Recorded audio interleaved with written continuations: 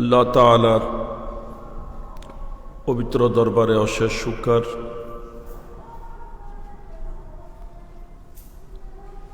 নবী প্রেমিকদের অনন্য সংগঠন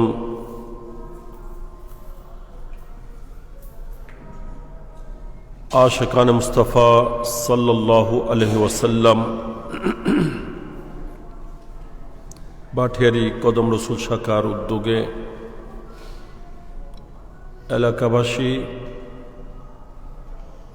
সকলের পক্ষ থেকে অত্র মুবারক আলী সারাং জামে মসজিদে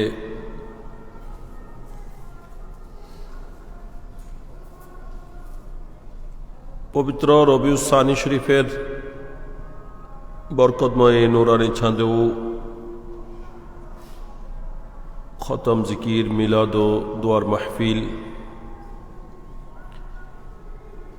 আয়োজন ইন্তজাম করার এবং আল্লাহ পাক এই মাহফিলে আমাদেরকে হাজির উপস্থিত হওয়ার তৌফিক দান করেছেন। প্রত্যেকে শুকরিয়া আদায় উচ্চস্বরে বলি আলহামদুলিল্লাহ। এর সাথে আমি সংগঠনের প্রত্যেক কর্মকর্তা, সদস্যবৃন্দ, এলাকাবাসী যাদের চেষ্টা সহযোগিতা মাহফিলের পিছনে রয়েছে এবং যারা যারা উপস্থিত, আমি সকলের শুকরিয়া আদায় করছি। আল্লাহ পাক পরওয়ারদিগার আলম আল্লাহর মেহবুব প্রিয় বান্দাদের উসিলায় আমাদের সকলের হাজিরকে যেন কবুল আর মঞ্জুর করেন, আমিন।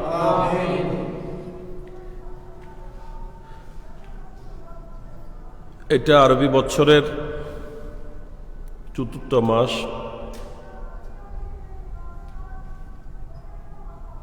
নতুন বছর সূচনা হয়েছে। দেখতে দেখতে 4 মাস, চতুর্থ মাস অতিবাহিত হওয়ার পথে।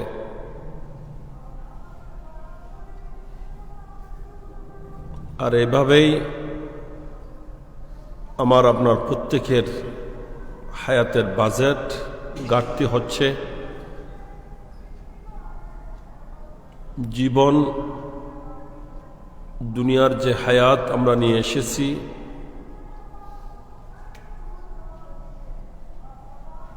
তা নিয়মিত মাইনাস হচ্ছে এবং আমরা প্রত্যেকেই মৃত্যুর দিকে, কবরের দিকে, পরকালের দিকে অগ্রসর হতে যাচ্ছি।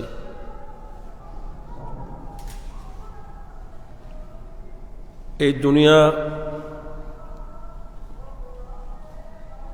আমাদের আশা, এই দুনিয়ায় আশাটা দুনিয়ার জন্য নয়। দুনিয়ায় আশাটা,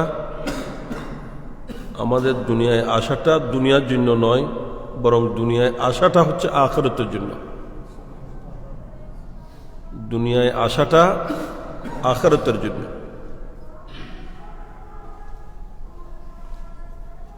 এই কারণে বলা হয়ে থাকে আদ-দুনিয়াউ মাজরাআতুল আখিরাহ, দুনিয়াটা হচ্ছে আখিরাতের শস্যক্ষেত্র। আমরা দুনিয়াতে আসছি আখিরাতের সম্বল জোগাড় করার জন্য, আখিরাতের পুঁজি সঞ্চয় করার জন্য এবং আখিরাতের জন্য ব্যবস্থা নেওয়ার জন্য। আমরা যেভাবে হাটে বাজারে যাই, মার্কেটে যাই, এই হাটে বাজারে যাওয়াটা হাটে বাজারের জন্য নয়। মানুষ হাটে বাজারে যায় যে ঘরের সামানা যা দরকার, ঘরের প্রয়োজনীয় আবশ্যকীয় বস্তু বাজার থেকে জোগাড় করে নিয়ে এগুলা ঘরে আনার জন্য। যাতে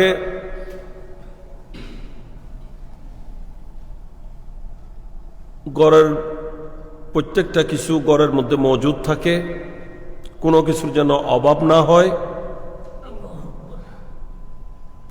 চায়ের সময় যেন চা পান করা যায়, ভাতের সময় যেন ভাত খাওয়া যায়।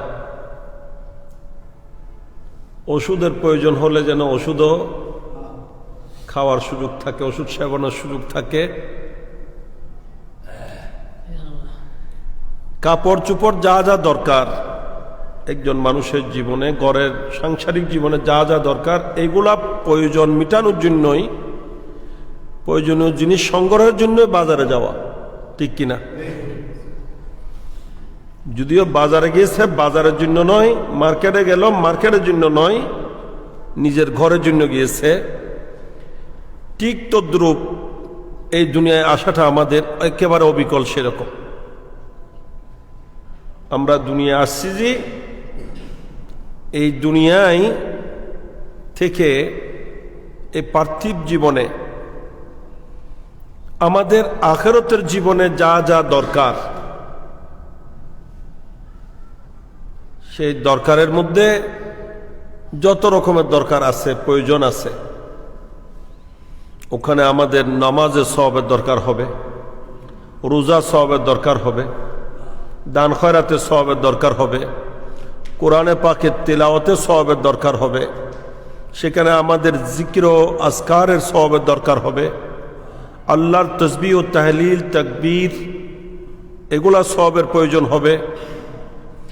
সেখানে আমাদের প্রিয় নবীর দরুদ ও সালামের সওয়াবের দরকার হবে। এই দরকারি যাবতীয় সবকিছু ব্যবস্থা নেওয়ার জন্য, সংগ্রহ করার জন্য, সঞ্চয় করার জন্য আমাদের মূলত দুনিয়ায় আসা, ঠিক কিনা? এই জন্য হাসরের মাঠে আমাদের সব কিছু পরিমাপ হবে। কি হবে? পরিমাপ হবে।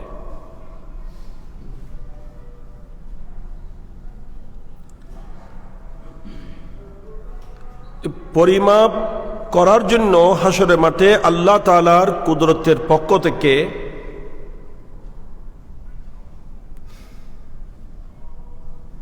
মিজান বা দাঁড়িপাল্লা আল্লাহর পক্ষ থেকে কায়েম করা হবে।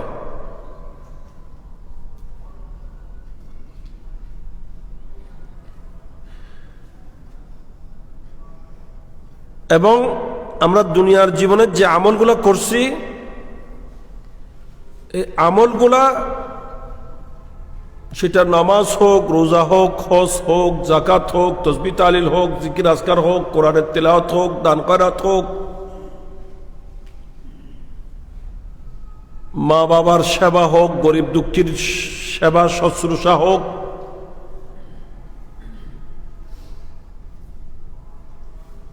এটা আল্লাহর হাবিবের দরুদ ও সালাম হোক, এগুলা সব কিছু সে মিজানের মধ্যে পরিমাপ করা হবে। সুবহানাল্লাহ।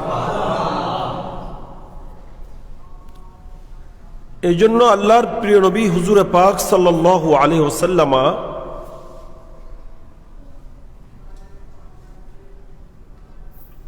আমাদের আমলগুলার কোনটার কি ওজন,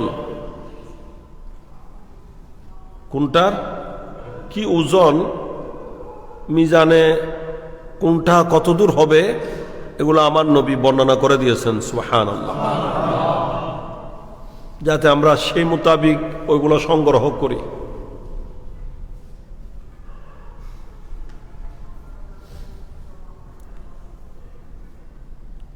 যেমন নাকি বুখারী শরীফের মধ্যে হাদিসে পাক বিদ্যমান, আল্লাহ তাআলার প্রিয় মাহবুব সরকার দো আলম আরওয়াহুনা ফিদা সাল্লাল্লাহু আলাইহি ওয়াসাল্লাম ইরশাদ করছেন, সুবহানাল্লাহি নিসফুল মিজান আলহামদুলিল্লাহি তামলাউল মিজান। এই যে আমরা তাসবিহ পড়ছি সুবহানাল্লাহ, আলহামদুলিল্লাহ বলছি, লা ইলাহা ইল্লাল্লাহ বলছি, আল্লাহু আকবার বলছি, আমার নবী বলছেন এই জীবনের একটা সুবহানাল্লাহ যদি আল্লাহর দরবারে কবুল হয়ে থাকে, এটা সেই মিজানের অর্ধেক সওয়াবে ভর্তি হয়ে যাবে।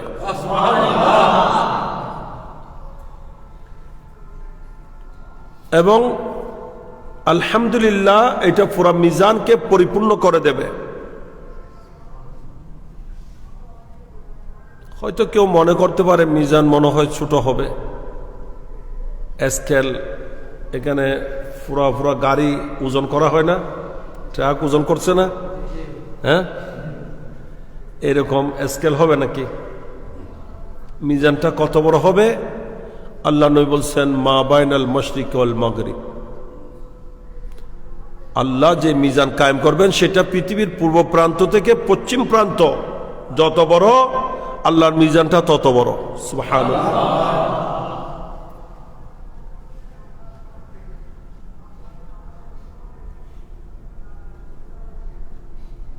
আমাদের ওখানে আখিরাতের যত প্রকারের সওয়াব লাগবে, যাতে কোনো অভাব না হয়, ঘাটতি না হয়, সমস্যা না হয়,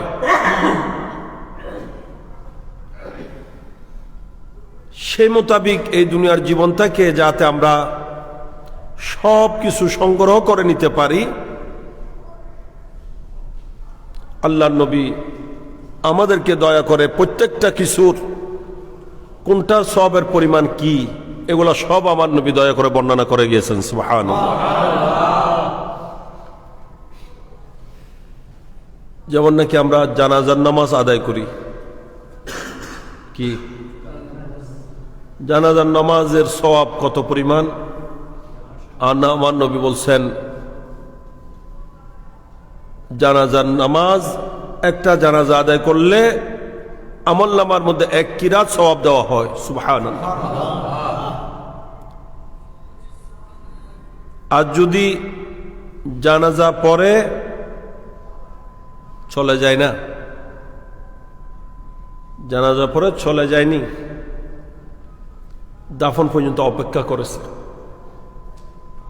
অপেক্ষা করে জিয়ারত করে গিয়েছে,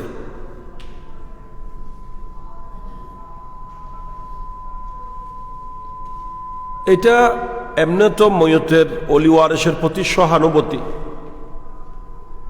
এটা হচ্ছে মানবতা, একজন শোকাহত পরিবারের প্রতি সহানুভূতি প্রকাশ। এরা শোকাহত অবস্থায় যদি আমি বলি যে আমার তো কোনো দরকার না, আমি কেন দাঁড়িয়ে থাকতাম, আঁকিলে থাকতাম, ইতারা ফল আছে, গরিব হয়ে আইও গেলাম, আরেকজনও গিয়ে বেকুন যাইলে গই, যারা মুরব্বী মারা গিয়ে, যারা আপনজন মারা গিয়ে, ইতারা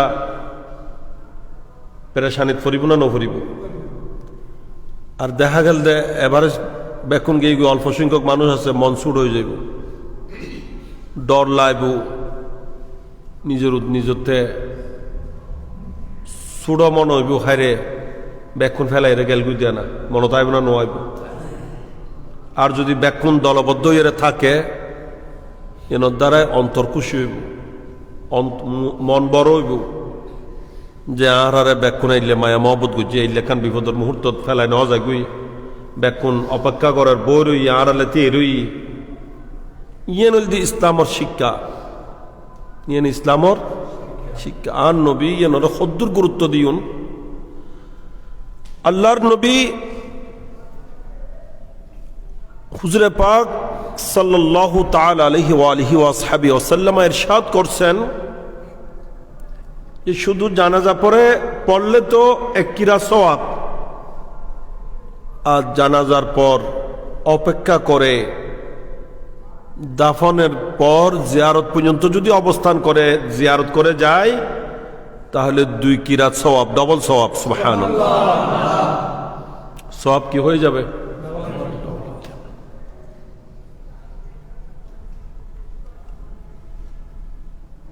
আল্লাহর নবীর সাহাবাই কিরাম নবীর দরবারে জানতে চাইলেন মাল কিরাত, ইয়া রাসূলুল্লাহ আপনি যে কিরাত বলছেন 1 কিরাত পরিমাণ, আমরা আরবি ভাষাভাষী, কিন্তু আপনার এত উচ্চাঙ্গের আরবিগুলো আমরাও জানি না। সুবহানাল্লাহ,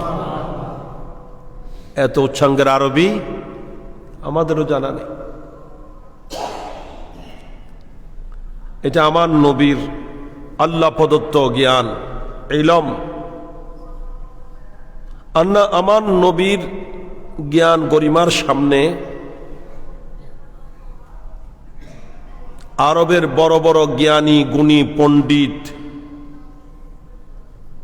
যারা নিজেদের জ্ঞান গভীরতার উপর, পাণ্ডিত্যের উপর গর্ব করত, অহংকার করত।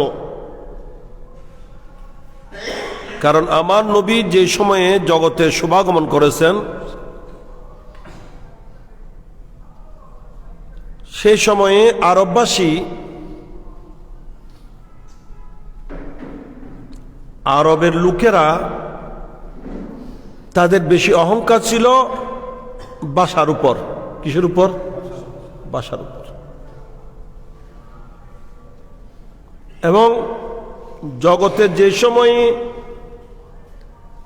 যে বিষয়ের উপর, যেই বিষয়কে নিয়ে মানুষ অহংকার করে, বাহাদুরি করে, গৌরব ফখর করে, অহংকার করে, আল্লাহ ওই সময়ে যে নবী প্রেরণ করেছেন সেই নবীকে ওই বিষয়ের তাদের যত গভীরতা, তাদের যত পাণ্ডিত্য, তাদের যত দক্ষতা, তার চেয়ে বেশি দক্ষতা দিয়ে আল্লাহ তাআলা জগতে নবীকে প্রেরণ করেছেন।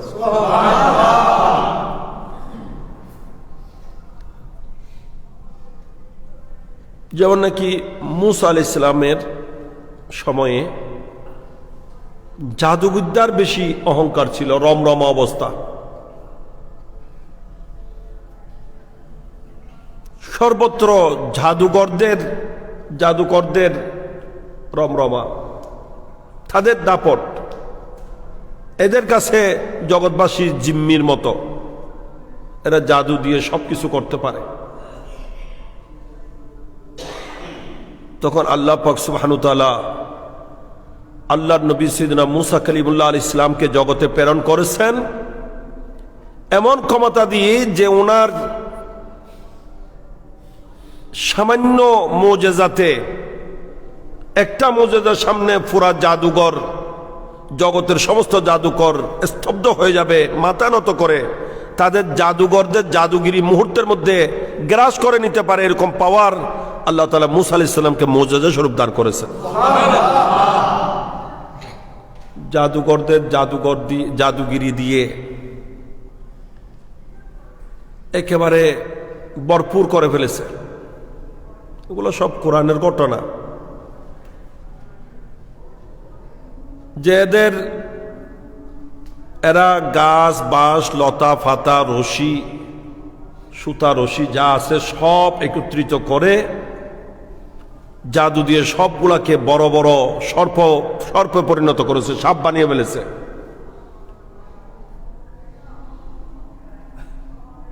এমন সাপ যেগুলা আয়তনও বড় এবং এতই মারাত্মক যে এগুলার মুখ দিয়ে আগুনের লেলিহান বাহির হয়।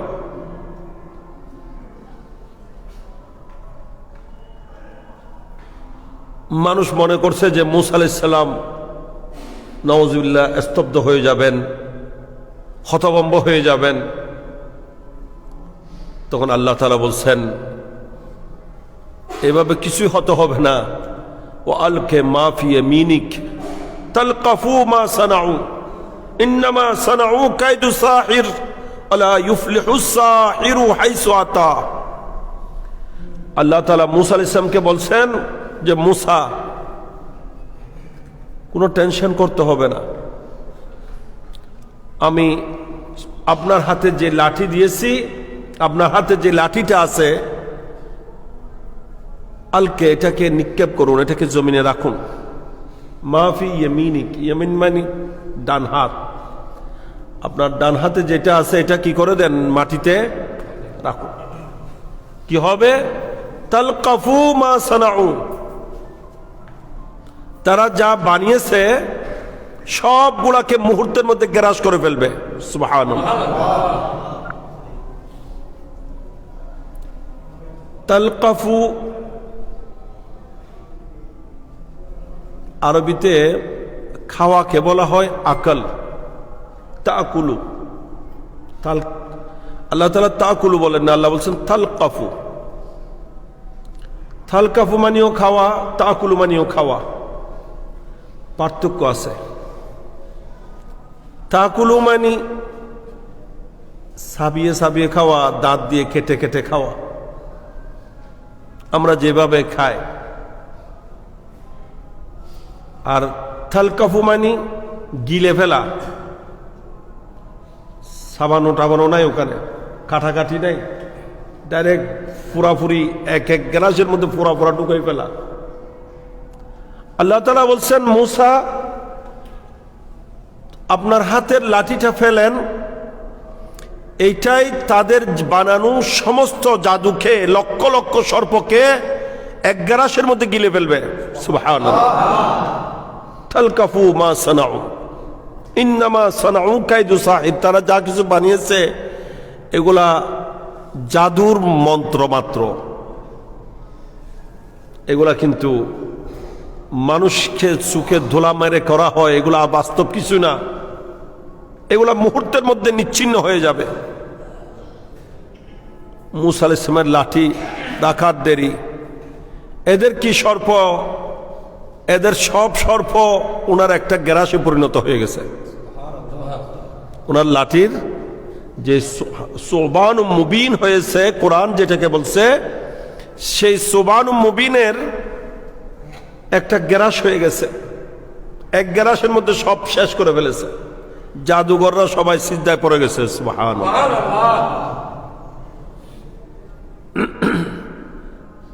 সাইয়্যিদুনা ঈসা রূহুল্লাহ আলাইহিস সালাম, ইনার জগতে আগমন যখন হচ্ছিল, তখন ইলমে তিব মানে চিকিৎসাবিদ্যা, চিকিৎসাবিদ্যাটা একেবারে অনেক উন্নতি লাভ করেছে। মানুষ কেটে মানুষ জোড়া দেওয়া হচ্ছে। চিকিৎসাবিদ্যা একেবারে উন্নতির শেষ স্তরে তখন। বর্তমানে চিকিৎসা অনেক উন্নত অবস্থানে না, এই বর্তমানে চেয়েও বেশি উন্নত অবস্থানে ছিল ঈসা আলাইহিস সালামের যুগে। কোন রোগকে কেয়ার করছে না মানুষ, কারণ সব রোগের চিকিৎসা মানুষ আবিষ্কার করছে।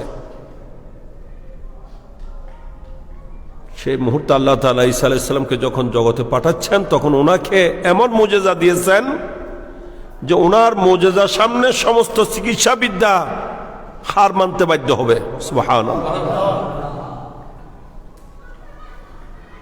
যেগুলা ডাক্তার ফেল, যেগুলা চিকিৎসা ডাক্তার দিতে পারে না, কোরআনে পাকে আসছে। যেমন নাকি মায়ের গর্ভের অন্ধ ব্যক্তি, মায়ের গর্ভের অন্ধ ব্যক্তি ডাক্তারি বিদ্যায় চিকিৎসায় তাকে চোখ দিতে পারবে। শ্বেত রোগ, কুরুস ব্যারাম হয় দেরে, ইনর হন চিকিৎসা বাইরে না, আজও ডাক্তারের আজও বাইর নয়। কিন্তু ঈসা আলাইহিস সালাম ইনি বলছেন, ইন্নী আবরিউল আকমাহা ওয়াল আবরাসা বিইজনিল্লাহ। আমি আল্লাহর হুকুমে কোনো ট্রিটমেন্ট দিতে হয় না, ট্যাবলেট, মলম, অপারেশন কিছু লাগে না। ইনি কি করেন যে শুধু ওনার ইয়াদে মাসিহা, ওনার নুরানি হাত বুলিয়ে দেন, হাত বুলিয়ে দেওয়ার সাথে সাথেই শ্বেত রোগ সুস্থ, মুহূর্তে ভালো। মায়ের গর্ভের অন্ধ মুহূর্তে চোখওয়ালা হয়ে যায়। সুবহানাল্লাহ। ডাক্তারি বিদ্যা যতই উন্নত হোক, মরাকে চিন্তা করতে পারবে? হ্যাঁ, মরারে আবার যাতা করতে পারবে না। এলে তো এই বড় বড় রাজা বাদশাহ মরে গেলে আবার চিকিৎসার মাধ্যমে কি হইতো, যাতে হইতো না। কিন্তু ঈসা আলাইহিস সালাম বলে, ইন্নী উহিউল মাউতা বিইজনিল্লাহ, আমি আল্লাহর হুকুমে মারাকেও জিন্দা করতে পারি। ইনার এই ক্ষমতার সামনে জগতের সমস্ত ডাক্তারি ফেল।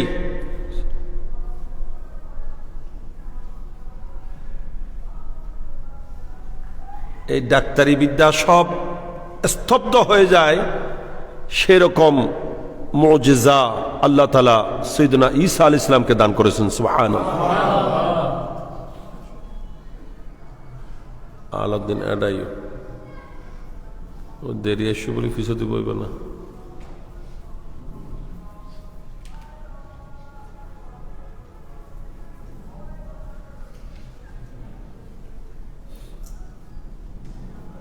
আমার নবীর এই জগতের শুভাগমনের মুহূর্তে মানুষের দাপট চলছিল কি নিয়ে?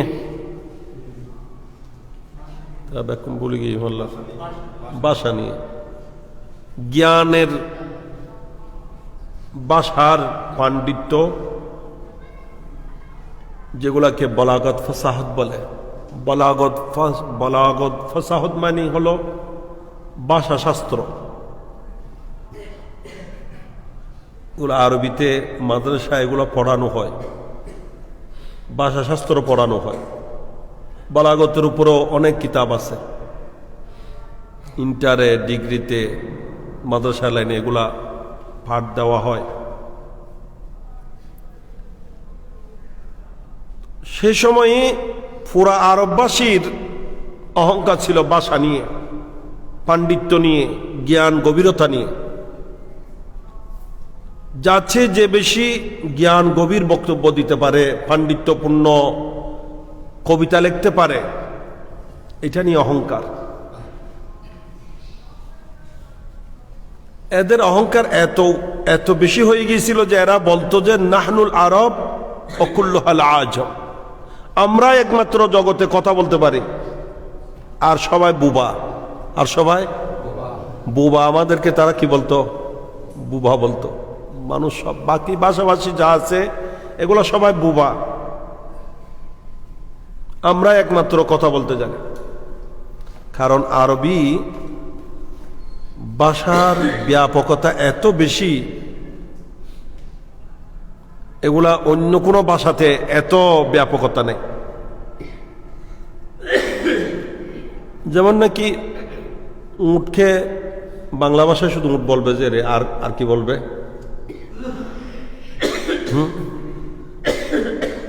কিন্তু আরবি ভাষায় উট আজকে জন্ম হয়েছে সেটার নাম একটা, 1 মাস বয়সের বাচ্চার নাম আরেকটা, 6 মাস বয়সের বাচ্চা হয়েছে এটার নাম আরেকটা, 1 বছর বয়স হয়েছে এটার নাম আরেকটা, 2 বছর বয়স হয়েছে তখন সেটার নাম আরেকটা, সেটাকে আর ওইটা বলবে না। 3 বছর বয়সী উটের নাম আরেকটা, 5 বছর বয়সী উটের নাম আরেকটা।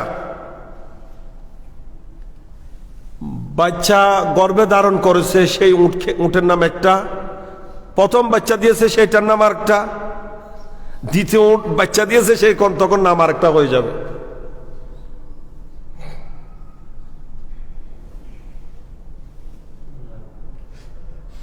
এই কিতাব বুখারী শরীফের মধ্যে জায়গা বজাগায় ছাত্রদেরকে পড়ানোর সময় যখন বলি এটার নামও, এটার অর্থ হলো উট, এটার অর্থ উট, এটার অর্থ উট, তারপর দিন আবার বলছি এটার অর্থ উট।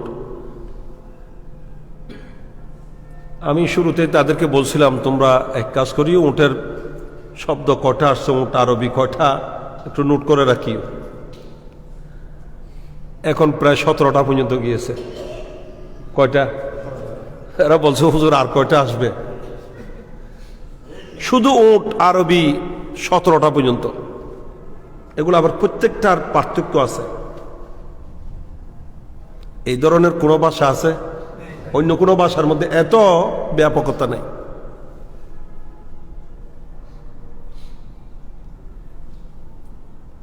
আবার একই শব্দের অনেকগুলো অর্থ, জায়গা মতো অর্থ করতে হবে। শব্দ একটা, এই যেমন কি গোলাম, গোলাম এটারও বিভিন্ন অর্থ আছে। সব জায়গায় গোলাম মানে দাস হবে না।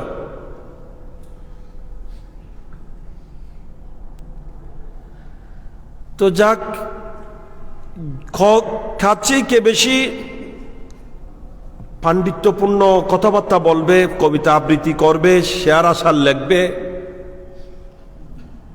এগুলা নিয়ে অহংকার বাহাদুরি প্রতিযোগিতা ছিল।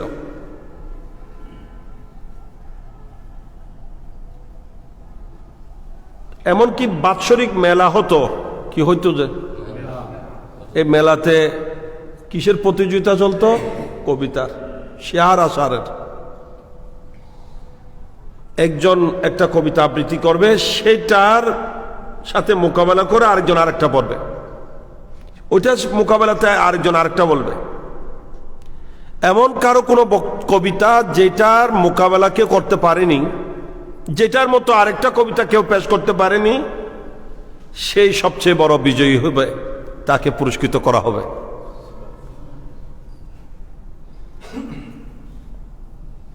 অপ্রতিরুদ্ধ, যার মোকাবেলা হয় না, এরকম কবিতা হতে হতে 7টা হয়েছে। কয়টা?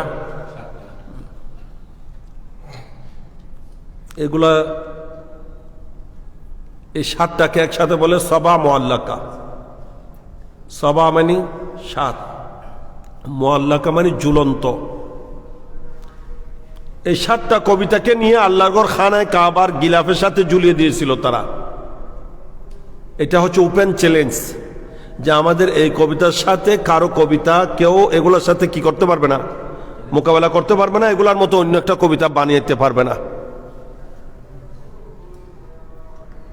এইরকম অহংকার তাদের মধ্যে বাসাকে নিয়ে তখন আল্লাহ পাক সুবহানাহু ওয়া তাআলা আমাদের প্রিয় নবী সাল্লাল্লাহু আলাইহি ওয়াসাল্লামকে জগতে প্রেরণ করেছেন এমন জ্ঞান গভীরতা দিয়ে, এমন ভাষাশাস্ত্র দিয়ে, এমন উচ্চাঙ্গের ভাষা দিয়ে আমার নবীকে আল্লাহ জগতে প্রেরণ করেছেন যে সে আরবের যত পণ্ডিত, জ্ঞানী, গুণী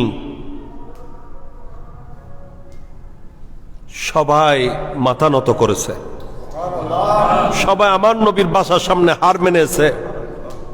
যেটাকে আলা হযরত ইমাম আহলে সুন্নাত মুজাদ্দিদে দ্বীন ও মিল্লাত ইমাম আহমদ রেজা ফাজিল বেরেলভী আলাইহির রহমান রিদওয়ান এভাবে বর্ণনা দিচ্ছেন, তেরি আগে यूं दबे लच्छे फुसहा अरब के बड़े बड़े,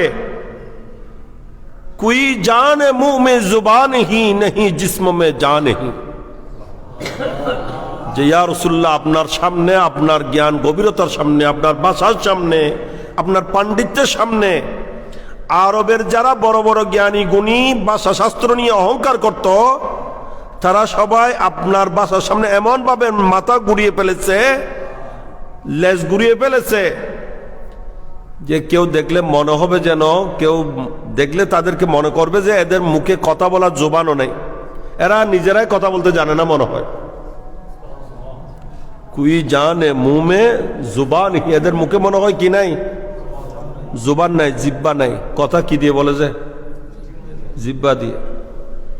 মনে হয় এদের মুখে কি নাই, জিব্বা নাই। নয় নয়, আলা হযরত বলছেন এত দূর নয়, নেহি জিস্ম মে জান নেহি, এদেরকে দেখলে মনে হবে যেন এদের শরীরে প্রাণে নেই, এদের শরীরে কি নাই, প্রাণ নেই। এরা আমার নবীর ভাষার সামনে হতভম্ব, জ্ঞানের সামনে স্তব্ধ। আমার নবী ওপেন চ্যালেঞ্জ করছেন যে আমি যে কোরআন পেশ করছি, এই কোরআনের একটি ছোট সূরার সাথেও, ছোট সূরার মতো একটা সূরা তোমরা বানাইতে পারবে না সবাই মিলেও।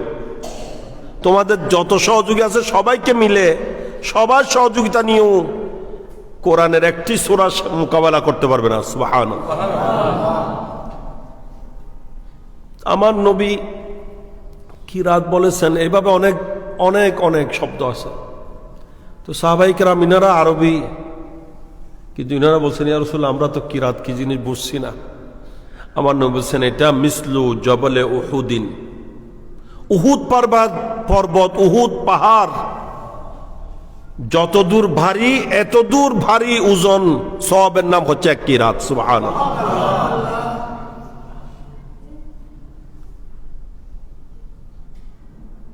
আমরা, আমার নবী বলছেন তোমরা জানাজা পড়ো, জানাজা একজন মানুষের জানাজা আদায় করলে আমলনামায় 1 কিরাত সওয়াব উঠবে। আর জানাজা শেষে দাফন পর্যন্ত অপেক্ষা করে জিয়ারত করে গেলে কয় কিরাত হবে?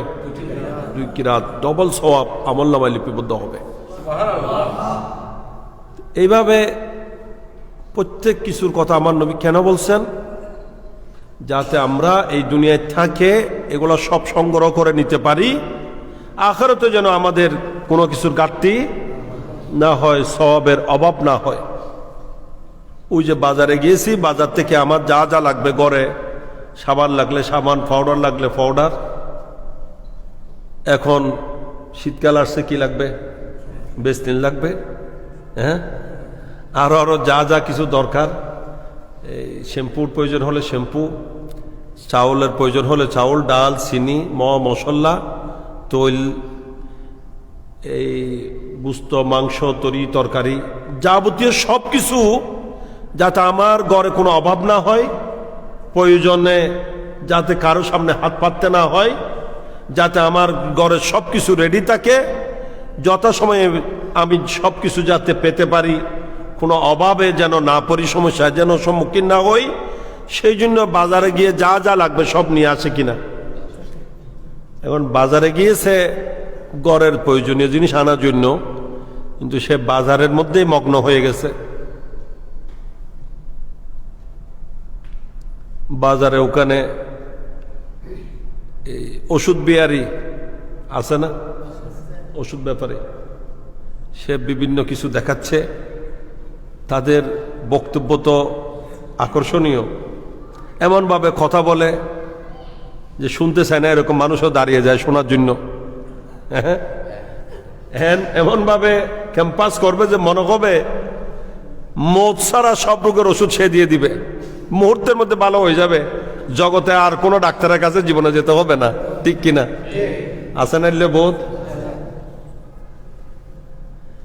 এখন গিয়েছে বাজার থেকে সবকিছু আনার জন্য, ঘর থেকে বলে দিয়েছে এটা লাগবে, এটা লাগবে, এটা লাগবে, সব বলেছে, কিন্তু সে গিয়ে ওখানে এই ওষুধ ব্যাপারীর তালে পরে দাঁড়িয়ে দাঁড়িয়ে তার বক্তব্য শুনতে শুনতে শুনতে শুনতে দিন শেষ করে দিল।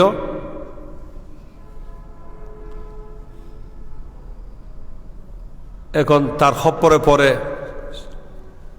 শেষ পর্যন্ত যেগুলা দিয়ে ঘরের প্রয়োজনীয় জিনিসপত্র কিনবে সেইগুলা দিয়ে তার ওষুধ কিনে ফেললো। না, ওষুধ তো একবারে যে হিসেবে হর, এই ওষুধ খাইলে তার জীবনে কোনো ডাক্তার আছে জন ফুটত না, বেশ করি ওষুধ টুধ হদ এক ফাইল লইলে হইতো না, আবার ফাই না ফাই আরেকদিন আইলে না। হ্যাঁ, আর আজিয়ে বিশেষ সার বলি হর কি হাজিয়ে সার দে হালিয়ে চাইতো না, হ্যাঁ, আজিয়ে সার দেখালিয়ে চাইতো না, কোম্পানির প্রচার হলে আজিয়ে বিশেষ সার দিয়ে এই সুযোগ আয় কেনা বেশ করে লই ফেলাই ইন হামদ লাগবে, এই চিন্তা করি ফসে করি বেকুন ইন দেরে ইন গড়ি এর এবার আইসদ দেরিয়ে প্রয়োজনীয় জিনিস কিছু নোয়া নেয়। গরত বাজিব না সমস্যা, হ্যাঁ, বহু সময় বাজিব না, কি রে তুই কি করলে দেখেন তোর ফাটাইলাম কিলে তুই কি আনিলে, ইয়া হাইম কি আজ বাজার দিন তুই কিছু আনিলে, গরদ নাই মশলা, গরদ নাই তেল, গরদ নাই নুন লবণ, গরদ মাছ নাই, গুস্ত নাই, চৈলফাত নাই, এগিন কিছু আননের খবর নাই, ইয়া তুই খতুন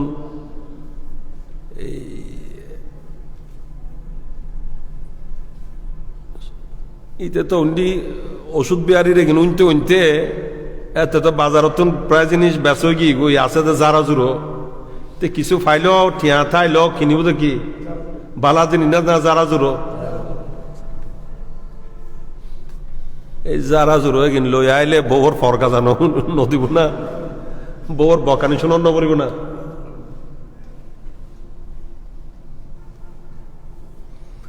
ঠিক তদ্রূপ এই দুনিয়ায় এসে যদি আমরা কি কারণে আসছি সেটা ভুলে যাই, আমরা আসছি যে আখিরাতে সম্বল জোগাড় করার জন্য, সেই সম্বল জোগাড় না করে যদি দুনিয়াকে নিয়ে ব্যস্ত হয়ে যায়, দুনিয়ার পিছনে পড়ি, দুনিয়ার রং তামাশা, লোভ লালসা, দুনিয়ার আজে বাজে সবগুলার পিছনে পড়ে সময় নষ্ট করে দিলাম। আমি কি জন্য আসছি সেটা মনেও নাই, ভুলে গেলাম।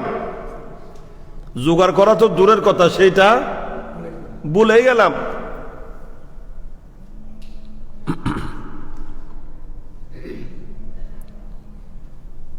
পরে গিয়ে পস্তাতে হবে কিনা, আফসোস করতে হবে কিনা, হাই হতাশ করতে হবে, হাই হাই করতে হবে। কিল্লাই এই বিয়ার ইতের ওষুধ বিয়ার দিতে এলাম, মারলে ফিরে না ইতের খপ্পর পড়ে গেলাম, দেয় না আর তো ইতে দুঃখ মারলেও দেয় না, ঠিয়া তো ইন এন এন হয়ে দিন তো ব্যাকিং বেকারে না, এখানে তখন হামনগরের হ্যাঁ আয় কিনলে কিন্তু পয়সাগুন বরবাদ করলাম, আয় কিনলে সময় নষ্ট করলাম, জিয়ে নলে গেলাম, কিনলে নলইলাম। ইয়া বউ যত গাইলদের, যত বকানিদের, তত আফসুস বেশ ঘরের, তত হাই হাই ঘরের কথা, ঠিক না? কিন্তু ইয়ে না হনা লাভ হইব না। আমাদের অবস্থা তাই। এই জন্য হাদিসে পাকে আমার নবী এরশাদ করছেন, এটা বুখারী শরীফের 14 পারার মধ্যে হাদিসটা আসছে। আমার নবী বলছেন, আল্লাহর শপথ করে বলছি, আল্লাহর শপথ করে বলছি, নিশ্চয় তোমরা শিরিক করবে, আমার পরে তোমরা শিরিক করবে, এটার কোনো আশঙ্কা আমার মধ্যে নেই। সুবহানাল্লাহ, আলহামদুলিল্লাহ। নবী শপথ করে বলতেছেন, ওয়াল্লাযী নাফসি বিয়াদি, ওই জাতে পাকের শপথ করে বলছি যার কবজায় কুদরতে আমার জান আর প্রাণ। আমি এটা আশঙ্কা করি না যে তোমরা আমার পরে শিরকের মধ্যে নিমজ্জিত হবে, আমার কুফরি শিরিক করবে, এটার ভয় আমার মধ্যে নেই। তোমরা আমার উম্মত শিরিক করবে, এটার আশঙ্কা আমি করি না। নবীজি এনার আশঙ্কা ন করে এই বাতিল এনার আশঙ্কায় মরে যার বুঝি। আমার নবী কত দৃঢ়তার সাথে শপথ করে বলতেছেন যে আমার উম্মত শিরিক করবে, এই আশঙ্কা আমার মধ্যে নেই। একটা আশঙ্কা, ওয়ালাকিন তানাফাসু ইলা দুনিয়া ও কামা ক্বালা নবী সাল্লাল্লাহু আলাইহি ওয়াসাল্লাম, আমার একটা আশঙ্কা যে আমার উম্মত দুনিয়ার দিকে ধাবিত হয়ে যাবে। কিসের দিকে? বেশি বেশি দুনিয়ার দিকে আকৃষ্ট হয়ে যাবে, দুনিয়ার নিয়ে বিভোর হয়ে যাবে, আখিরাত ভুলে যাবে, পরকালের খবর থাকবে না, কবরের জীবনের কথা চিন্তা করবে না, হাসরে কি অবস্থা হবে সেটা চিন্তা করবে না, জাহান্নামের কঠিন শাস্তির কথা ভুলে যাবে, দুনিয়াকে নিয়ে সারাক্ষণ দুনিয়া দুনিয়া দুনিয়া দুনিয়া করতে থাকবে। এটাই হচ্ছে আমার আশঙ্কা। এখন ঠিক সেই রকম কিনা? দুনিয়ার আর এত ব্যস্ত বানায় ফেলেই দেয়, দুনিয়ার লাই আর আখিরাতের কিছু গরিবের সুযোগ সময় একবারে নেই, সময় একবারে নেই। বেশি ব্যস্ত, বেশি জামিলের। কি লই জামিলের দে? হ্যাঁ, কি লই জামিলের? দুনিয়া লই, যে দুনিয়ার কোনো ভ্যালু নাই, কোনো ভ্যালু নাই, আজকে আছে কালকে নাই। যত নিঃশ্বাস আছে ততক্ষণ, নিঃশ্বাস শেষ সব শেষ।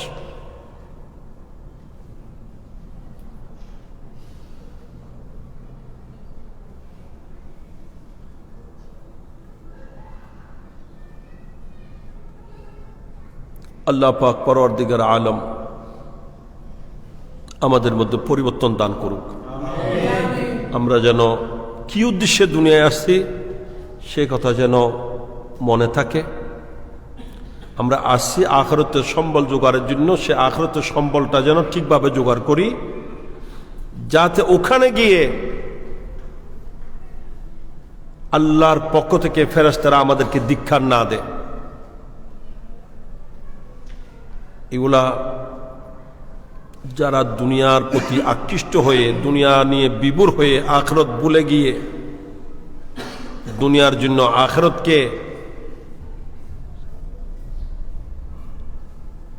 আখিরাতকে ছেড়ে দিয়েছে, আখিরাতের চিন্তা ভাবনা করে না, শুধু দুনিয়া দুনিয়া করে জীবন শেষ করে দিয়েছে, কোরআন বলছে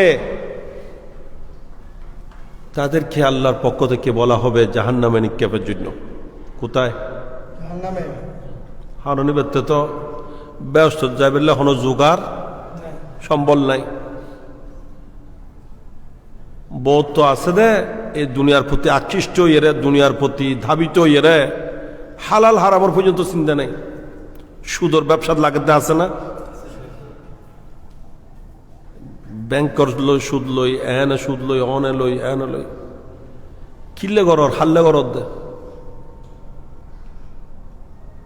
সম্পত্তি রায় যাইলে ইন হনে বুক করিব দে, তুই হামদ দে অবৈধ ভাবে বুক করিব, আরেকজনে হিসেব তত্ত্ব দিয়া করিব দে, ঠিক না? হ্যাঁ, আয় অবৈধ পন্থায় হামাই যায়, সুদ ঘুষ নস আয় খামাই দিয়ে শুধু জমাই দি নিয়ে গে গুড়ের আর কিছু আছে না? খবরত যাইতে কিছু মরে যাইব না, দিব না। হুঁড়োর বৈঠেগান পর্যন্ত হাড়ি লইব, সত্যাগো পর্যন্ত গঞ্জি কোলানো যাইলে হাড়িয়ে রইল লই ফেলাইব না?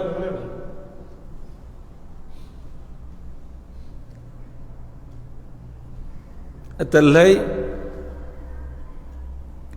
বহু ঘটনা আছে ইব্রত হাসিল করিবের, শিক্ষা গ্রহণ করিবের। ইন আগর ঘটনা রে এক মানুষ বড় জমিদার, ধনী, সামর্থ্যবান একজন ব্যক্তি মারা যাওয়ার পূর্বে তার ছেলেকে ওসিয়ত করছে যে বাবা, আমি যখন মারা যাব তুমি একটা কাজ করবে, আমার বাকি সব কিছু তো খুলে নিবে, সিলাইবিহীন কাপড়ের কাপড় পরিধান করাবে, ঠিক আছে, কিন্তু আমার ফাটা সিরা এক জোড়া মৌজা আছে। কি আছে? এক জোড়া ফাটা সিরা মৌজা, এইগুলা কিন্তু আমাকে পরিধান করাই দিবে। আমি মারা যাওয়ানোর পরে খবর দিবে সময় এগুলো কেন আর ট্যাঙ্গত কি করে দিবে, পরাই দিবে। আয় সমাজ মজগুন যেন লই যেতে পারে।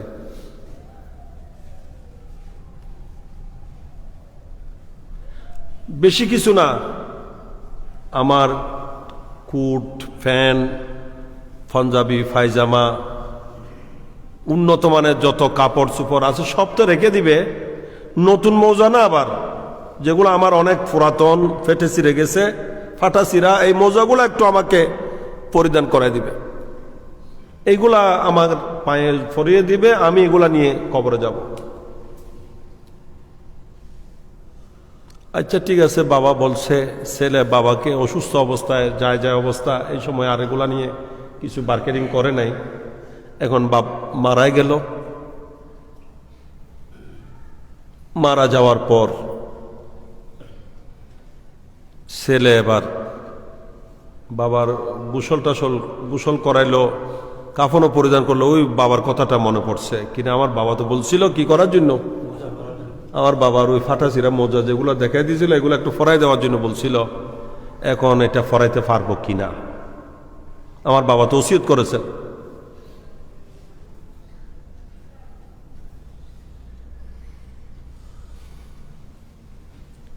তখন আলেমের শরণাপন্ন হলো। সমস্যা হলে কার কাছে যেতে হবে? তো আলেমর দরকার নাই। এখন তো বড় বড় বাংলা শিক্ষিত বাইরে তারাই এখন দিন ধর্ম শরীয়ত ব্যাখ্যানি তারা ভাই চালা দিব। মাদ্রাসার আর দরকার নাই।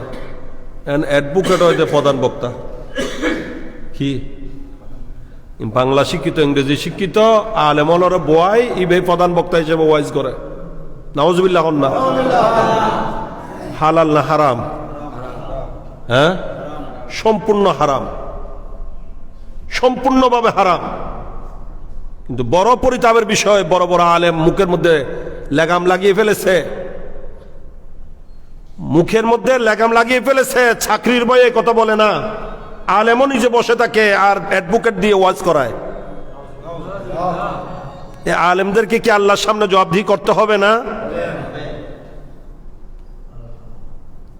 যদি বাংলা শিক্ষিত ইংরেজি শিক্ষিত দিয়ে যদি দিনের কাজ হয়, কোরআন হাদিসের বয়ান হয়, বাংলা পরে যদি কোরআন হাদিসের বয়ান করতে পারে, ওয়াজ নসিহত করতে পারে, তাহলে আর এতগুলো মাদ্রাসার দরকার কি?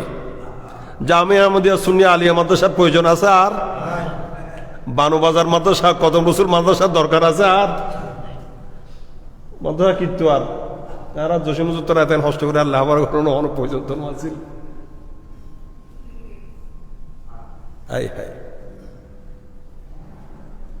ভালো করে একটা সূরা পড়তে পারবে না, শুদ্ধ করে সূরা ফাতিহা পড়তে পারবে না, বিসমিল্লাহ তরকিব বললে বলতে পারবে না। এখন প্রধান বক্তা, বিশেষ বক্তা নো, ইবে প্রধান বক্তা নি, উজুরো এতে বিশেষ বক্তা, বড় করে হন নাউজুবিল্লাহ। ইন কিয়ামতের আলামত। এন কি আমি বলছি না, হাদিসে পাক আল্লাহ নবী বলছেন, আল্লাহ পাক সুবহানাহু ওয়া তাআলা কিয়ামতের পূর্বে এলম উঠিয়ে নিবে। এলম কিতাব থেকে চলে যাবে না, কিতাবে এলম থাকবে, কিতাব খালি হয়ে যাবে না। কিতাব আছে তো উনকি সাদ হয়ে গিয়ে নাকি লেখা পড়াই না, এটা আছে, কিন্তু কিতাবে থাকার নাম এলম নয়।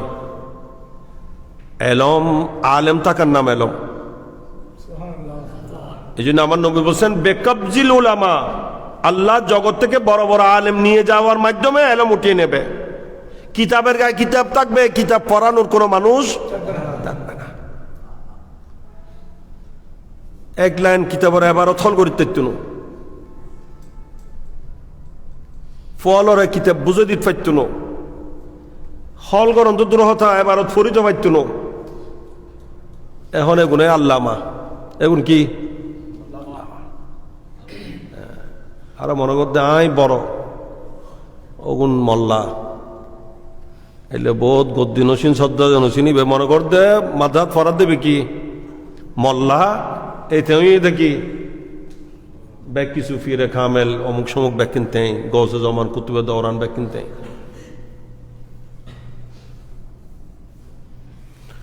অথচ শাহিন সাহেব বগদাদ হুজুর গৌসে আজম জিলানি অলিকুল সম্রাট, উনি বলছেন আমি কুতুবিয়তের মকামে পৌঁছেছি এলম অর্জনের মাধ্যমে। দারাস্তুল ইলমা হাত্তা সিরতু কুতুবা অনিলতু সাআদা মিন মাওলাল মাওয়ালি, আমি এলম অর্জন করতে করতে কুতুবিয়তের মকামে পৌঁছেছি। সকল মৌলারও মৌলা সে মহান আল্লাহর দরবার থেকে যত কিছু পেয়েছি, সৌভাগ্য যা হয়েছে সব এলম অর্জনের মাধ্যমে হয়েছে। সুবহানাল্লাহ। আর এখন জাহেলরাই বড় বড় ইসলামী বক্তা, ধর্মীয় আলোচক, বিভিন্ন ধর্মীয় সভা সমাবেশে প্রধান বক্তা, আর আলেমরা চুপ, কিছু বলবে না। কি জন্য? দত হমে যাবে বলে রে কিল্লায়, আবার আরো যদি দত ন দেয়, খুদারে ন ডরার দতরে ডরার দেয়। কি খুদারে ন ডরায়, হারে ডরায় দতরে। যে আলেম জগৎ থেকে চলে গেছে, এগুলার মতো আরেকটা আসবে। ইমাম আহলে সুন্নাত আল্লামা ইমামে হাশমি রহমতুল্লাহ আলাই পাওয়া যাবে আরেকটা? জি, শেরে মিল্লাত হুজুর আল্লামা মুফতি উবাইদুল হক নাইমি রহমতুল্লাহ আলাই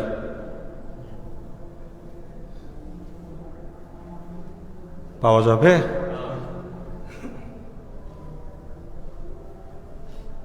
আর এখন মনে করছে যে এগুলা করার সময় কোথায়, আমি এগুলা করি নাই, আরো বাহাদুরি করে, আমি কোনো মাদ্রাসায় পড়াই নাই, এটা নিয়ে বাহাদুরি করে। এটা বাহাদুরির বিষয় নয়। হুজুর গৌসে পাক সারা জীবন প্রথমে জ্ঞান অর্জন করেছেন, জ্ঞানের পরিপূর্ণতা লাভ করেছেন, কত দূরে পৌঁছেছেন যে এই যুগে নয়, উনার সময় উনি যুগশ্রেষ্ঠ মুহাদ্দিস, যুগশ্রেষ্ঠ মুফাসসির, যুগশ্রেষ্ঠ মুফতি এবং ফকিহ ছিলেন। সুবহানাল্লাহ। গৌসে পাকের সমকক্ষ কোনো আলেম জগতে ছিল না। এখন তো নাই, ওই যুগেও শুধু এলম অর্জন করেছেন না, সারা জীবন আবার এলম বিতরণ করেছেন। সারা জীবন গৌসে পাক মাদ্রাসায় পড়াইছেন, সারা জীবন। ওনার এন্তেকাল 91 বছরে হয়েছে। যে কত হুজুর গৌসে পাকের হায়াত কত? 91। যে 91 আবজদি হিসাব হচ্ছে কামিল, পরিপূর্ণ হওয়া। ওনার শুভাগমন হয়েছে 471 হিজরিতে। 400 ওটার হিসাব হচ্ছে ইশক, খুদার প্রেম, মহব্বত। এই ইশক মহব্বত এইটার পরিপূর্ণতায় পৌঁছেছে 91 বছরে গিয়ে। ওই সময় ওনার এন্তেকাল। তার মানে গৌসে পাকের এন্তেকালটা আল্লাহর প্রেমে হয়েছে। যে ইশকের মধ্যে ডুবে পরিপূর্ণতা অর্জন করে দুনিয়া থেকে বিদায় নিয়েছে। সুবহানাল্লাহ। এই বয়স পর্যন্ত মাদ্রাসায় পড়াইছে। অগণিত গৌসে পাকের ছাত্র জগতে পুরা বিশ্বের মধ্যে খেদমত আঞ্জাম দিয়েছে। ইসলামের বিভিন্ন রূপে বিভিন্ন মুখী খেদমত হুজুর গৌসে পাকের ছাত্ররা বিশ্বের মাঝে খেদমত আঞ্জাম দিয়েছেন। সুবহানাল্লাহ। গৌসে পাকের শিষ্য, ছাত্র, মুরিদ, খলিফা এগুলো তো আছেই।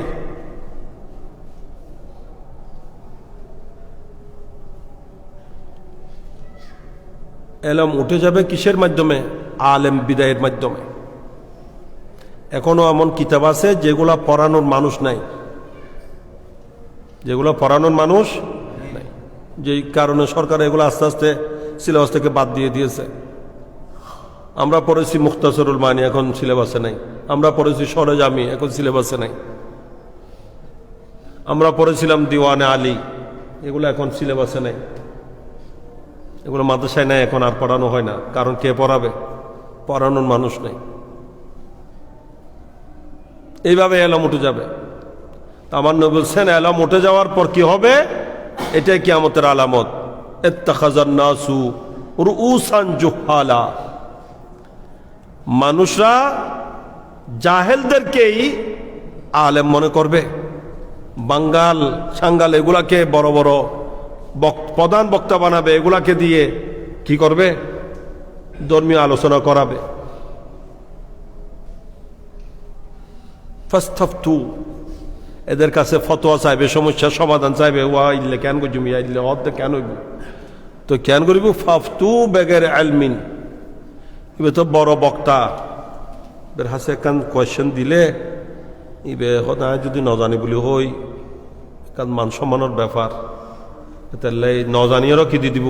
ফতোয়া দিয়ে দিব। ফাফতু বেগের আলমিন, এলম সারায় ফতোয়া দিব। কেন হইব? ফাদাল্লু ও আদাল্লু। নিজেও গুমরা হবে, অপরকেও গুমরা করবে। নাউজুবিল্লাহ। এই জন্য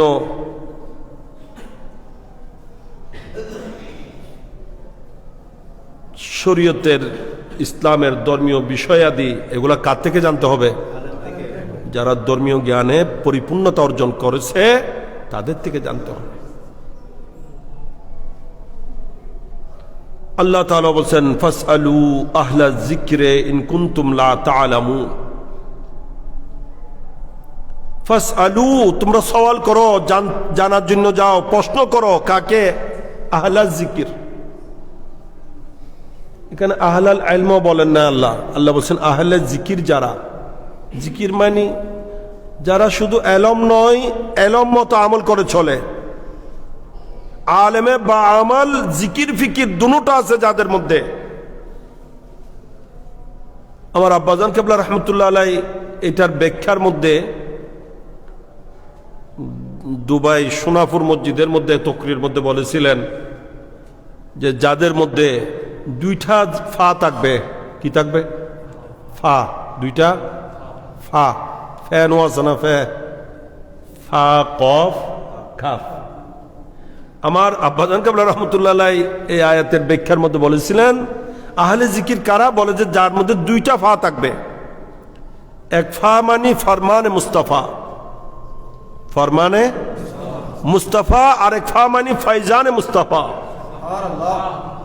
যাদের মধ্যে নবীর ফরমান, যাদের জবানে কলা কলা রাসূলুল্লাহ সাল্লাল্লাহু আলাইহি ওয়াসাল্লাম থাকবে, আবার যাদের কলবের মধ্যে নবীর ফয়জান জারি থাকবে তারাই হচ্ছে আহলে জিকির। আল্লাহ বলেন তাদের কাছে গিয়ে তোমরা প্রশ্ন করো যদি তোমাদের কোনো সমস্যা থাকে, তোমরা যদি না জেনে থাকো তো তাদের কাছে গিয়ে জানার জন্য চেষ্টা করো। সুবহানাল্লাহ। ফাসআলু আহলা যিকরে ইন কুনতুম লা তা'লামুন, যদি তোমরা না জানো আহলে জিকির যারা তাদের কাছে গিয়ে প্রশ্ন করো। আমার কথা কোথায় ছিল? হ্যাঁ, ওই যে সিরা মোজা, এখন বাবা তো ওসিয়ত করে গেছে, এখন কেমন করবে?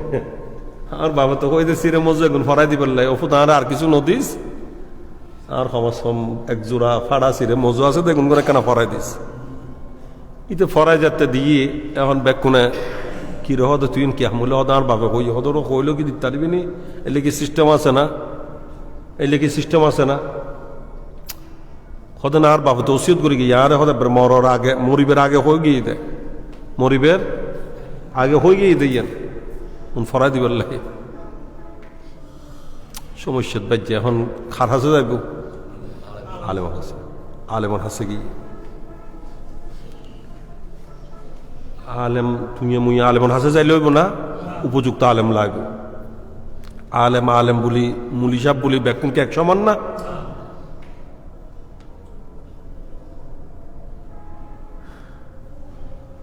গিয়ে আলেমন হাসে একজন উপযুক্ত আলেমের কাছে গিয়ে প্রশ্ন করলেন যে হুজুর আমার বাবা তো এভাবে ওসিয়ত করে গেছেন, এখন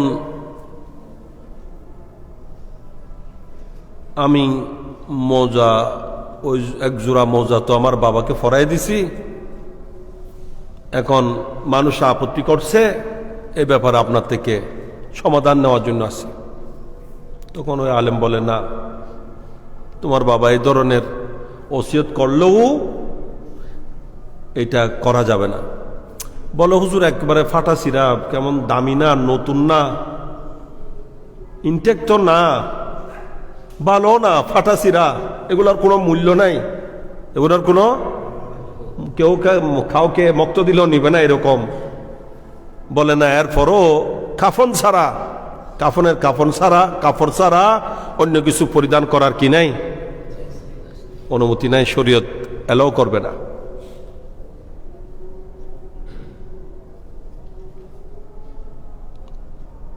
মাথা একবার হারাপ হয়ে গেল, মন বড় ফেরাসান, ইস আর বাবা একখান হতা হইল আরে বেশি কিছু নো আরে হয়ে দে ফাড়াছি রে সুরা মজো ফরাই দিবার লাই মারা গেলে দুনিয়াতুন যাবে সময় খবর অদমিত দে আর বাবার এই সামান্য ওসিয়ত গানায় রাজ না ভারত দিনা একবারে বহুত মন ফেরাসান হইয়ে রে আলেমর দরবারতুন উজুরর হাজতুন ফিরিয়ে দে।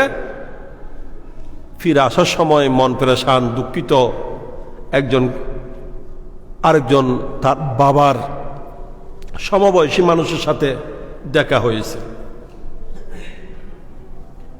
তো ও জিজ্ঞাসা করছে, কিরে তুমি এত ফেরেশান হয়ে কোত্থেকে আসতেছ, তোমার বাবার জানাজার সময় হচ্ছে যে না? বলে যে জি আমি একটা সমস্যায় পড়ছি, সমস্যার সমাধানের জন্য অমুক হুজুরের কাছে গিয়েছিলাম, হুজুর তো আমাকে নৈরাশ করে দিয়েছে, আমার বাবা ওসিয়ত করেছিল যে বেশি কিছু না, এক জোড়া ফাটা সিরা মজা আছে, এগুলা ওনাকে পরিধান করে দেওয়ার জন্য কবরে যাওয়ার সময়। এগুলার কোনো দাম নাই, মূল্যহীন, অল্প মূল্যের, একেবারে মূল্যহীন একটা জিনিস। আমার বাবা বলেছিল পরিধান করে দেওয়ার জন্য, আমি তো পরিধান করাই দিয়েছি, এখন হুজুর বলছে এগুলা দেওয়া যাবে না, খুলে ফেলতে হবে। এটার জন্য আমি আফসোস করছি যে আমার বাবার একটা ছোট একটা ওসিয়ত পর্যন্ত আমি করতে পারছি, ধরে রাখতে পারলাম না, পালন করতে পারলাম না, এটার জন্য পেরেশান। তখন বাবার বন্ধু উনি বলছেন, তোমার বাবা তোমাকে তো এগুলো পরিধান করার জন্য বলছে, আমাকে আর কিছু বলে গেছে, তোমাকে বলছে যে মারা গেলে এগুলা কি করার জন্য, ফরাই দেওয়ার জন্য, আর আমাকে বলছে যে আরেকটা কথা, কি বলছে, বলে যে আমি তো বলে যাব যে এগুলা ফরাই দেওয়ার জন্য, আমাকে যখন এগুলো ফরাই দেবে মানুষ দেখবে তখন মানুষ আপত্তি করবে, এবং হুজুরের কাছে গেলে হুজুর বলবে কি করতে ফেলার জন্য, খুলে ফেলার জন্য। তখন আপনি আমার ছেলেকে বুঝাই দিবেন জিনিসটা আমি প্র্যাকটিক্যাল কি বুঝাতে চাচ্ছি, যে এই দুনিয়ার দামি তো দামি, একেবারে নিদামি সামান্য দুইটা মোজা, এক জোড়া মোজাও কবরে নিয়ে যাওয়ার সুযোগ নাই। যে আমি এত বড় ধন্যাঢ্য ব্যক্তি, এত বড় ক্ষমতাশীল, এত বড় জায়গা জমিন সম্পদওয়ালা, এত বড় পয়সাওয়ালা, কোটিপতি, কিন্তু আমি খবরে বেশ কিছু তো নয়, এক জোড়া ফাটা মোজাও নিজে নিয়ে যেতে পারছি না। এইটা আমার ছেলের বোঝার জন্য আমি এই ওসিয়তটা করছি যে কবরে যাবে কিছু, এক জোড়া ফাড়া মোজো খবরত লইজন সম্ভব নয়।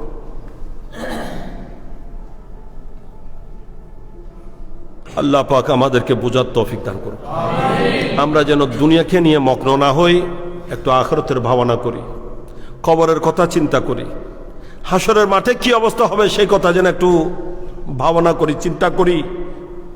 ওখানে যাতে আমার অভাব না হয়, ঘাটতি না হয়, সমস্যা না হয়, সেই ব্যবস্থা যেন দুনিয়ায় থাকতে করি।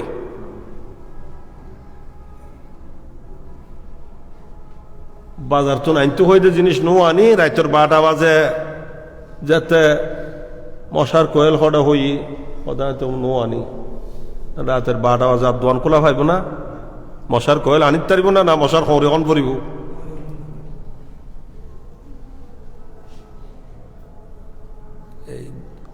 এটা যাই রে হাসরে মারত মধ্যে আর আফসুস করলে হামনু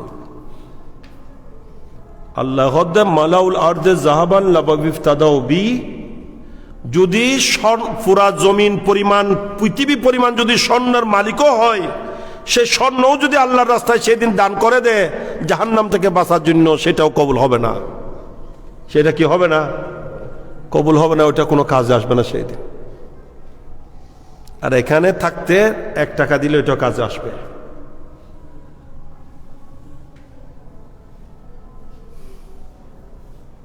আমরা পরকালকে চিন্তা করছি না, মস্কারা মনে করছি। এই কথাগুলা হয়তো এখন বুঝতে কষ্ট হচ্ছে, যখন নিঃশ্বাস চলে যাবে তখন একেবারে হারে হারে বুঝে আসবে, তখন হারে হারে বুঝে আসবে। উজুরে কইল যে ঠিক না, তবে এত বুঝো তাইলে কোনো হাম নয়। এই জন্য দুনিয়া এটা আজকে সে কালকে নাই, নিঃশ্বাস আছে তো দুনিয়ার সব কিছু। আমার পীর মুর্শিদ আব্বাজান কেবলা রহমতুল্লাহ আলাই প্রায় সময় বলতেন, এই শেয়ারটা উনি পড়তেন, দম কি হে সব দবদবা, দম নেহি তো কুছ নেহি, ये जहां सब हीच है हम नहीं तो कुछ नहीं। সবগুলা নিঃশ্বাসের, শ্বাস প্রশ্বাসের বাহাদুরি। দম মানি নিঃশ্বাস, অথবা দম গিয়ে নয়। দম কি হে সব দবদবা, দম নেহি তো কুছ নেহি, দম নাই কিছু নাই, নিঃশ্বাস সব শেষ। চেয়ারম্যান সাহেব আছে না, আর মেম্বার সাহেব আছে না, এমপি সাহেব, মন্ত্রী, অমুক সমুক কিছুই নাই। আর ব্যাংকতুন টিয়া কয়েক কোটি টিয়া আছে, তুন 10 টিয়া তুলিত পারিবনি জি। আর তোর ট্যাঙ্গ সাপ বিষমলোর বিশ্ব দিল 10 টিয়া দিবনি কিয়া, কেউ নিবেন নন ব্যাকুন, মালিক আছে না, আর মালিক আছে এই জায়গা বেশি তারিবনি। হ্যাঁ, বেড়া তো সাপ দিয়ে রে, অঙ্গলোর টিপ দিয়ে রে, আর জায়গা বেসন যাইবনি। কেমন তো আছে, টিপও তো লন যাইব, টিপ লন যাইব না, লন যাইব, কিন্তু হাম কিয়া মালিক নাই দেই, কি নাই দেই, মালিক কিলে নাই দিই, দম নাই দেই, তাহলে ব্যাকিন দবদবা কি ওর নিঃশ্বাস আছে, সব আছে, নিঃশ্বাস শেষ কিছুই নেই। दम नहीं तो कुछ नहीं, ये जहां सब हीच है পুরা দুনিয়া আমার ছিল, কিন্তু পুরা দুনিয়া কিছুই না হয়ে গেছে। প্রধানমন্ত্রী যদি নিয়ে যাই গই, প্রধানমন্ত্রী আর প্রধানমন্ত্রী থাকবো না বাংলাদেশত ক্ষমতা দাপট হুকুম চলিব না।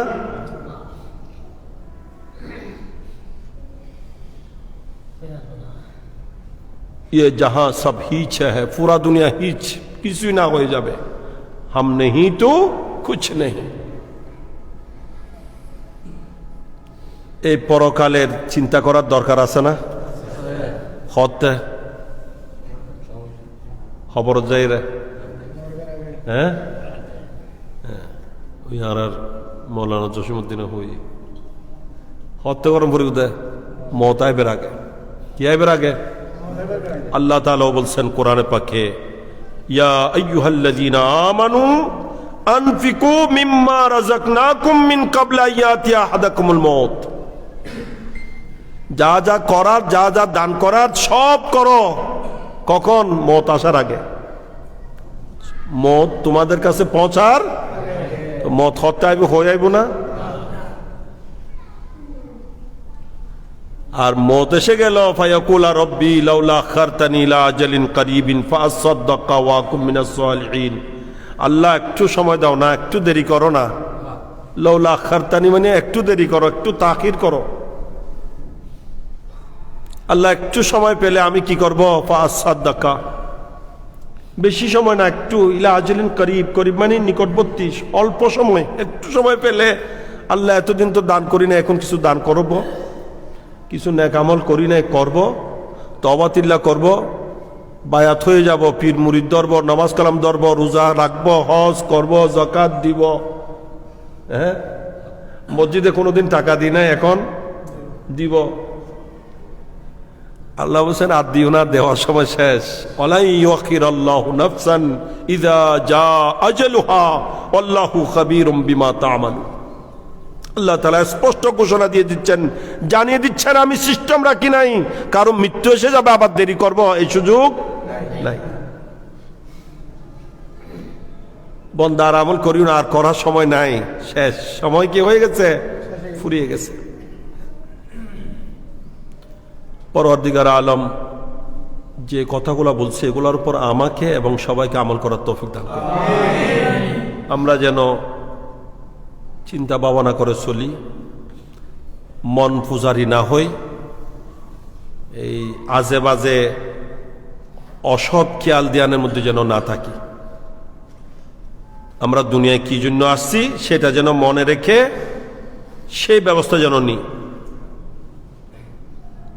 এখন তো আখিরাতের বিষয়টাকেও গোলাটে করে ফেলছি, এখানেও শয়তান ঢুকে গেছে, এখানেও প্রতিহিংসার ঢুকিয়ে দিয়েছে, ফাল্টাপাল্টি হিসাব। সুন্দর করে সবাই মিলে একটা করব, এটা এই মন মানসিকতা নেই। আর আইতারা গাইতারা আলোক আলোক হিসেব।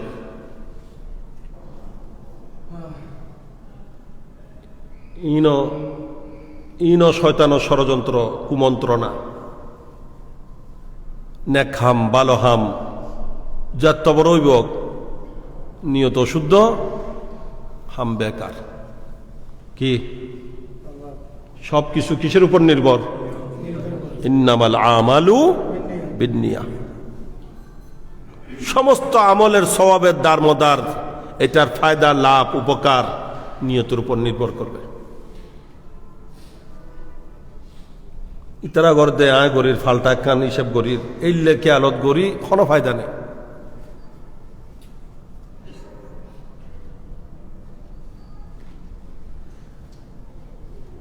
মন মানসিকতা চেঞ্জ করতে হবে, পরিবর্তন হতে হবে, সবার মধ্যে একতা সৃষ্টি করতে হবে। আজকে আমরা মুসলমান এই সমস্ত থালাতালির মধ্যে আছি। মুসলমান মানে সুন্নি মুসলমানের অগুন তৈলদি মুসলমান, এখন কি মুসলমান, এখন উদ্দিন লেভেল মুসলমান দেয়, এখন আসলে কিনা মুসলমান। যাদের অবস্থান নবীর বিরুদ্ধে, তারা কি আবার মুসলমান হতে পারে?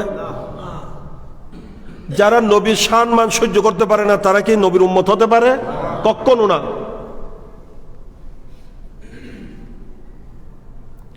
আমরা এগুলা করছি আর ওরা সুযোগ নিচ্ছে।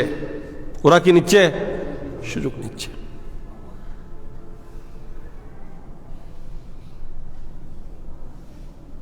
আজকে জগতের মুসলমান শত শত কোটি, কি লাভ আছে? এই জগতে যে যেমন ইচ্ছা তেমন আমার নবীকে বলতেছে, নাউজুবিল্লাহ মিন যালিক। অথচ কোন ধর্মের অনুসারী তাদের ধর্মের প্রবর্তক বা তাদের যেগুলা উপাস্য, তারা যেগুলাকে মানে, এগুলার প্রতি প্রত্যেকেই সচেতন, যত্নবান, ঠিক কিনা? হিন্দু হলে গরুর পূজা করার গরুর বিরুদ্ধে কিছু কইবার সুযোগ আছে না?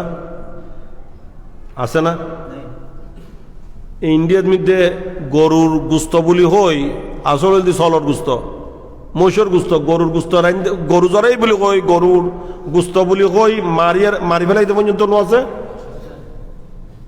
এলে ঘটনা অহরহ ঘটে। এক মানুষের গরু মরি গিয়ে ফেলাই দিয়ে দেয়, এটা গরু বেঁচে মাঝে বলি হই, মানুষ এবার মারি ফেলাই বাজিয়ে গরু তুন মানুষের মানুষের তুন গরুর দাম বেশি গেল কি হারণে? ইতারা গরুর কি করে দেয়? পুজো করে দেয়।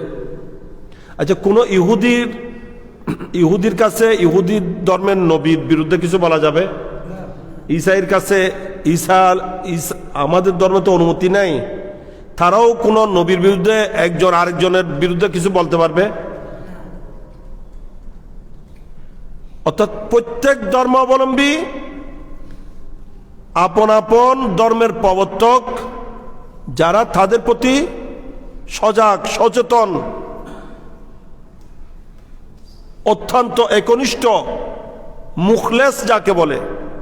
কিন্তু আমাদের মুসলমান নবীকে মাটির মানুষ বলল গায়ে লাগে না, নবীকে 200 গুণা মানুষ বলল খদ হয়ে দেরি কি আছে না? নবী মরে মাটির সাথে মিশে গেছে বলছে, এগুলো মুসলমানই বলতেছে। তার বিধর্মীরা কার্টুন বাহির না করে, ব্যঙ্গচিত্র না করে কি করবে? ঠিক কিনা? আল্লাহ পাক পরওয়ারদিগার আলম আমাদের সকলের মধ্যে সচেতনতা সৃষ্টি করুক, যথাযথ নবী প্রেম দান করুক, উভয় জাহানে আল্লাহ আমাদেরকে কামিয়াবি নসিব করুক। শুধুমাত্র গরুস্থ হইলে মুসলমান বনি তাইলে কোনো কাম, কোনো লাভ নই। নামাজ কালাম ঠিকভাবে আদায় করতে হবে।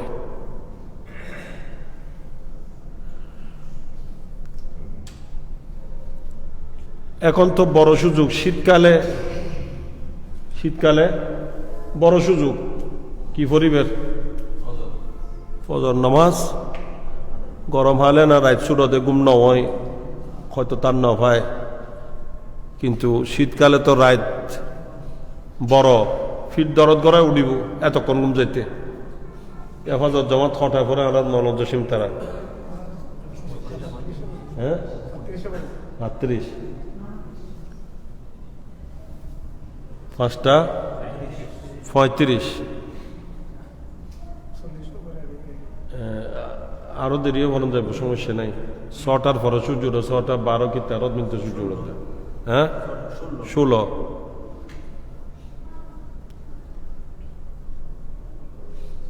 এই এখন যদি ফজর ফরিদ না পারে, তার ফজর ফরিদ তারিব না, তার জীবনত খরচ করিব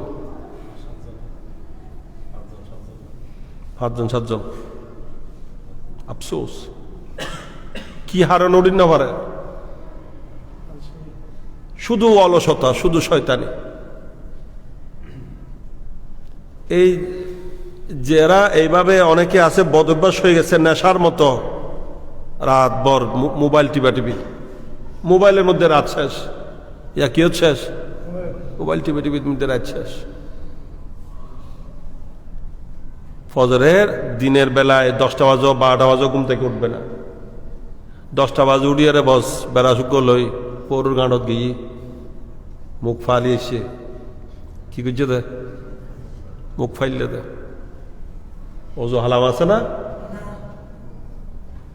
ইটের সারা দিন গান মনুচ্ছে ন যায় কি যাইব অলসতায় নহসের মধ্যে তার পুরা দিনটাই যাবে, কোথাও শান্তি পাবে না, স্বস্তি পাবে না, মনের মধ্যে প্রশান্তি আসবে না। ওগুলা বুখারী শরীফের রাওয়ায়াত। আমার নবী বলছেন, মানুষ যখন রাত্রে ঘুমায় শয়তান তার পিছনে 3টা গিরা মারে। ও গিরে দেয়, গিরে হো লাগায়, 3 লাগাই রহতে গুমসা গুমসা গুমসা আরামে গুমসা, 3টা গিরা মারে।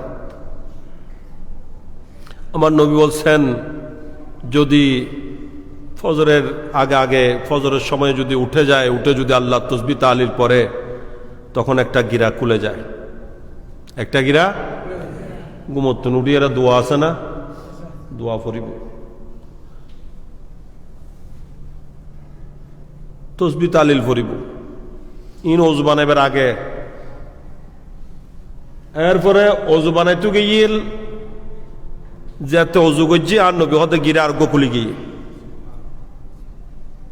যাতে ফজর নামাজ আদায় করছি গিরে 3ও খুলি গিয়ে সুবহানাল্লাহ, গিরা 3ও খুলি গিয়ে মুসুদ তাই জমাতে নামাজ পড়ছেন, এই শয়তানের মাঝে গিটে ব্যাকুন খুলি একবারে আজাদ হয়ে গিয়ে, মুক্ত হয়ে গিয়ে, স্বাধীন হয়ে গিয়ে শান্তি, অন্তরত শান্তি সে করার সে প্রশান্তি, জিকে জারিকে উন্নতি, বরকত, সমত বরকত, জিকে জারিকে শান্তি লাগে, ঠিক না? যাতে বিশেষ নয় ফজর নামাজ একদিন পড়িস, গোড়া দিন দেবে তোর সমত বরকত, গোড়া দিন দেবে তুই বালা লাগে, শান্তি লাগে, আলসি বাজার ব্যাকিন দূরে গিয়ে, ঠিক না? আলসি নসারাতে কিনলে তুই তো আলসিরে গিরে তো 3 মারি রেখে জয়তানে আলসিন যাইব হতুন, তোর গিরে খুলো ন খুলো ততুন আলসি হতুন দূর হইব।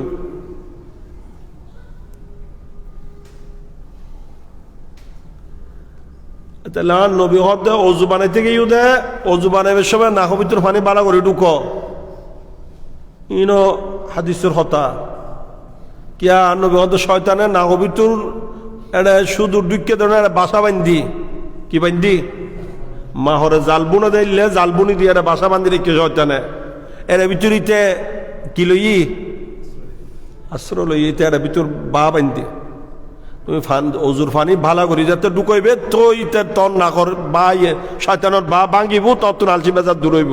সুবহানাল্লাহ। এই কুলি করতে হয়ে দেয়, নাহত পানি দিতে হয়ে দেয়, ব্যাক কিছুর হেকমত আছে, ব্যাক কিছুর কি আছে, ফইলে সাতত কুলি করতে না হয়, ফইলে আর নবী হদ দুনো হাত কবজি পর্যন্ত 3 বার করে দুই পেল। সুবহানাল্লাহ। ইতারা এতদিন বাদে হদ দাঁত দুইবের হতা, এতদিন বাদে হদ কি করোনা ছিল হদ দাঁত দুইবের হতা, আর নবী হাত দুইবের হতা 1000 বছর আগে হয়ে গিয়ে। সুবহানাল্লাহ। ইতারা আজও হদ 1 বার 2 বার হতা, আর নবী হয়তো 3 বার করে দু, শুধু ফইলে হাত দুইবে 3 বার করে ঘুমো ত্রুটি মাত্র, আর নবী হদ দাঁত দুই পেল। ফাইন্নাহু লা ইয়াদরি আইনা বাতাত ইয়াদা, তারা রাতে হরে হরে গিয়ে তাই ন জানে, আগে কি করো হাত দু, কুলি করতে হাত দুইব, হাত ন দুই না হাত ফানি যাতে আবার ফানি আতি ন বুড়ায়, মুখ 2টা আতি আবার দোয়া ন হয়, হাত দুনা 2টা আবার দোয়া ন হয়, ঠ্যাং 2টা আবার দোয়া ন হয়, ইয়া একবার দুল দিরা হবার 2 হন হিসেব আছে না, ইয়ের নাম ইসলাম। জগতের যেই যত কিছু দোক আমার নবী যা দিয়েছে তার থেকে উত্তম শ্রেষ্ঠ তার মতো কিছুই দিতে পারবে না, ঠিক কিনা?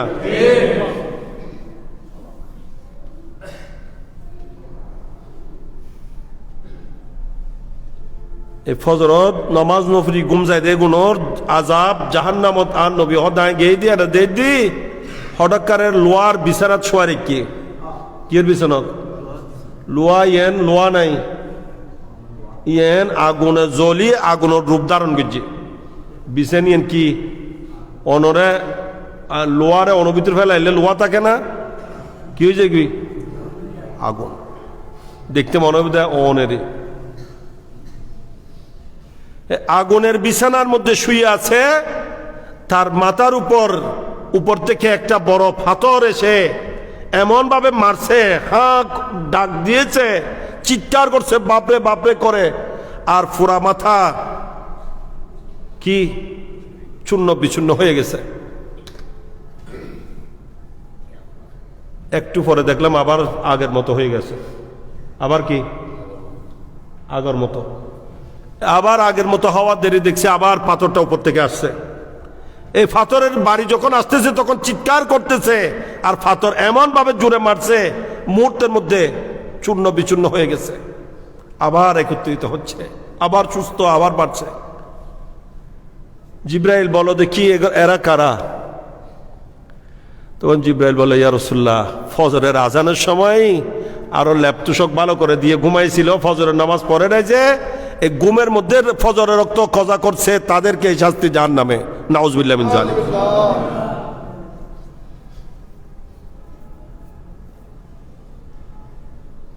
এখন তো হেদায়েতের ওয়াজ করতো না, কারামত হইতে হইতে শেষ, আর ওয়াহাবি তাবলীগীর কথা হইতে হইতে শেষ, গাইতে গাইতে শেষ। কিছু আছে দেখি শুধু গাইব দেয় এগোস, এগুলো আবার বড় বক্তা,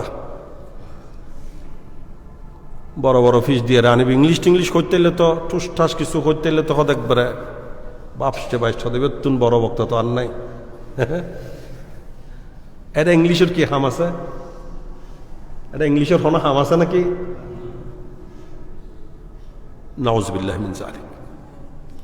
অপরাধ যেরকম শাস্তিও সেরকম, অপরাধ যেরকম শাস্তিও সেরকম। আল্লাহর নাফরমানি করছি, নামাজ কালামের ধার ধারছি না, জামাতের পরোয়া করছি না, সেটার জন্য দুনিয়াতেও না আছে শান্তি, না আছে বরকত, অশান্তি, অলসতা, উদাসীনতা। আখেরাতেও শাস্তি সেরকম, নাউজুবিল্লাহ মিন যালিক। আমার নবী বলছেন, আমি জাহান্নামে দেখছি মহিলাদেরকে, কিছু মহিলা চুলের উপর ঝুলিয়ে রাখছে তাদেরকে, কিয়রুদ চুল উড় মাদা চুলর লটকি রই নিচে দিয়ে আগুনে জ্বলার। ও জিব্রাইল বলো দেখি এরা কারা?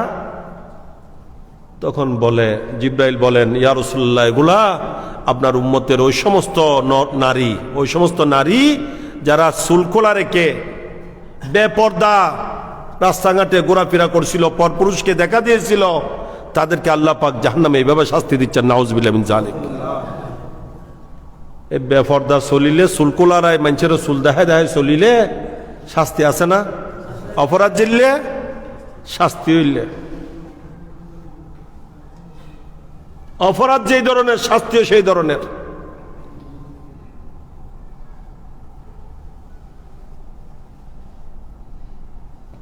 এটার পরিণতি দুনিয়াতে আছে কিনা?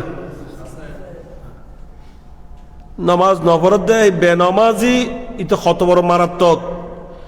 বেনামাজি ইতে নিজের ফজরের নামাজ ন পড়ে দেয়, ইতে শুধু ইতের ক্ষতি করে দেন, ইতে জিন্দি যায় ইন্দি তুন পর্যন্ত হায়ের বরকত দূরে যাবে, নাউজুবিল্লাহ মিন যালিক।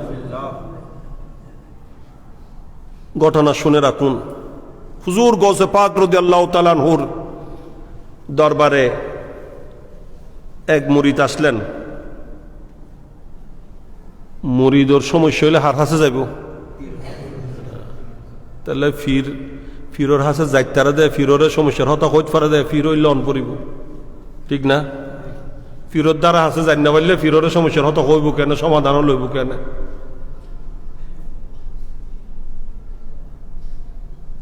তো হুজুর গৌসে পাকের দরবারে মুরিদ এসে বললেন, হুজুর, আমি বড় অভাব অনটনের মধ্যে আছি, আমার ঘরে এত টাকা পয়সা রোজগার করি, তবে বরকত দেখি না, অভাব আমার থেকে যায় না, আমার থেকে অভাব যায় না, আমি বেশি অভাবগ্রস্ত, খায়ের বরকত ঘরে নাই, সমস্যা পিছ ছাড়ছে না।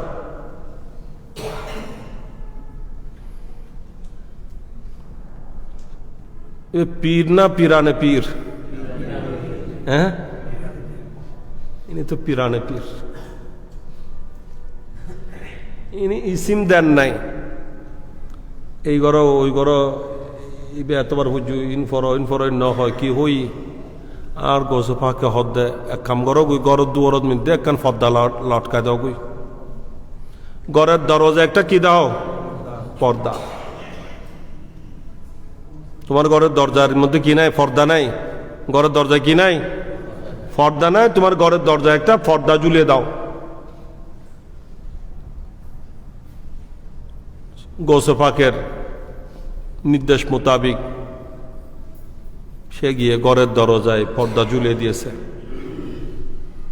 এক সপ্তাহ যায় নাই, দেখা যাচ্ছে তার অবস্থা সম্পূর্ণ বিপরীত।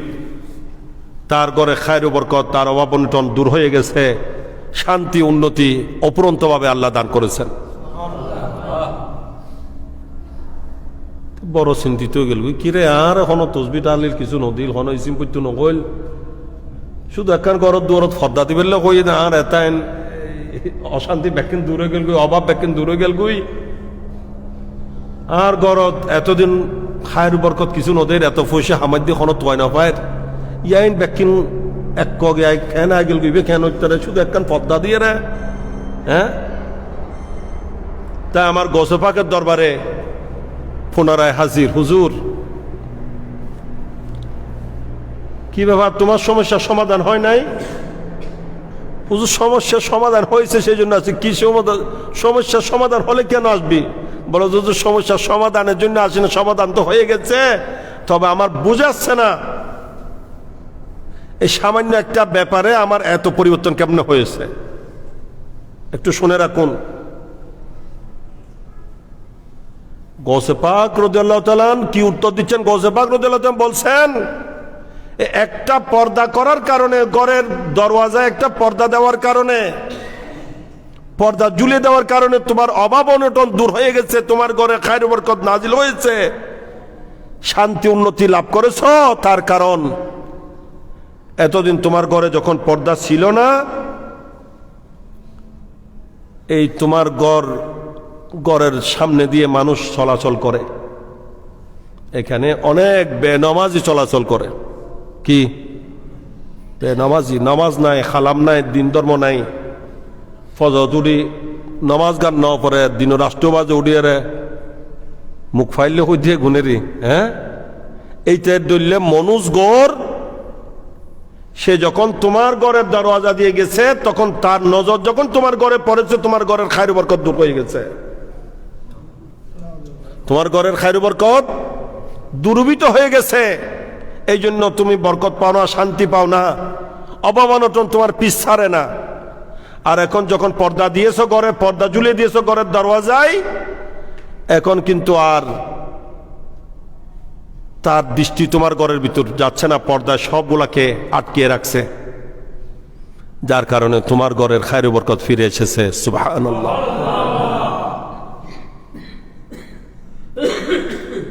নামাজ সালাম খবর যায় রে পরিবর্তে না।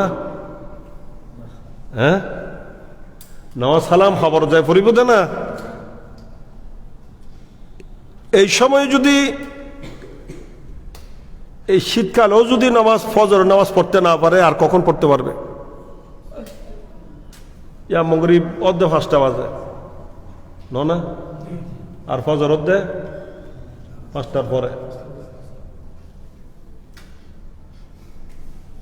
এশা অর্ধে ইয়া হটায় 7:15, 7:15 এশার নামাজ। 8টা ভিতর তো নামাজ সালাম ফরির একবার আজুর, 8টা লাগিব না? এবারে বেশি দিলে হটা 8টা। হানাফিনা হায় 9টা ভিতর শুই গেলে গুই একখানা করে চিন্তা করেন, 9টা ভিতর যদি শুই যায়, 10টা 11টা 12টা 1টা 2টা 3টা 4টা, 9টা বাজে যদি শুই দেয় 4টা পর্যন্ত ঘন্টা ঘুমাইব, 7 ঘন্টা ঘুমাইব। 7 ঘন্টার অধিক ঘুমোর দরকার আছে নাকি? হন সাইন্সে নব 7 ঘন্টার অধিক ঘুমোর দরকার আছে বলে। 7 ঘন্টা ঘুম গেলে তো ফির দরদ গড়া উঠিব। আজিয়ে না দেড়র মাহবিল দেয়, অন্যদিন দেড়র নাকি? 7 ঘন্টা ঘুম যায়, উদোদিন নারে নারে নগরী, অযথা সময় নষ্ট নগরী, যথা সময়ে নামাজ গান পড়ি যায় এরা হানা গুণ হাইরে। যদি 8:30 9টা ভিতর ঘুম যায় গুই দয়, তাই তো 4টা বাজে উড়িয়ে 1 ঘন্টা পর্যন্ত তাহাজ্জুদ পড়বে, সমতা আইব। সুবহানাল্লাহ। তাহাজ্জুদের নামাজ খবর যায় পড়িব তা না, না দুনিয়া দেখতে পারা পড়িব? এই দুনিয়া থাকতে তাহাজ্জুদের নামাজ যদি ফজ্জুদ হয় খবরের মধ্যে অন্ধকার নতাইবু এই 14 তারিখের পূর্ণিমা চাঁদর মতো তাহাজ্জুদের নামাজ খবরের মধ্যে চাঁদ হইয়া পেশ হইব সুবহানাল্লাহ।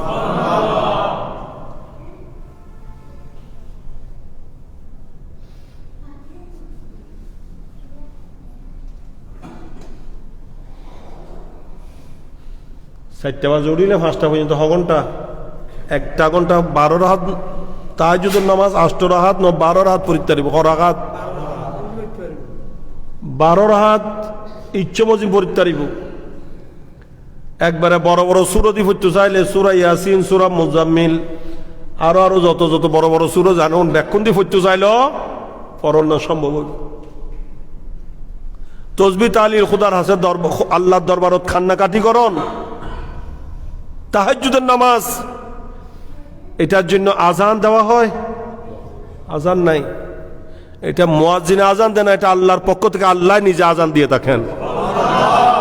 আল্লাহ কথা বাকি নামাজ আর বন্দা ডাইবুদ তাহাজ্জুদের খোদা নিজে ডাকুম দে বন্দা, আল্লাহ দেখেন বন্দাকে হাল মিন মুস্তাগফিরিন, এই বন্দা সবাই ঘুমিয়ে গেছে, আমি আসছি প্রথম আসমানে, আমি আল্লাহ দুনিয়ার আসমানে প্রথম আসমানে এসে গেছি, তজল্লি করেছি, তোমাকে ডাকতেছি বন্দা আসো না, ক্ষমা চাইলে এখন ক্ষমা করে দিব, তওবা করলে এখন কবুল করে নিব, যা চাইবে তা এখন দিব। সুবহানাল্লাহ।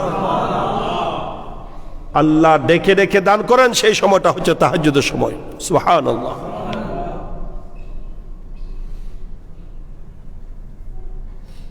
আল্লাহ পাক সবাইকে আমল করার তৌফিক দান করুন।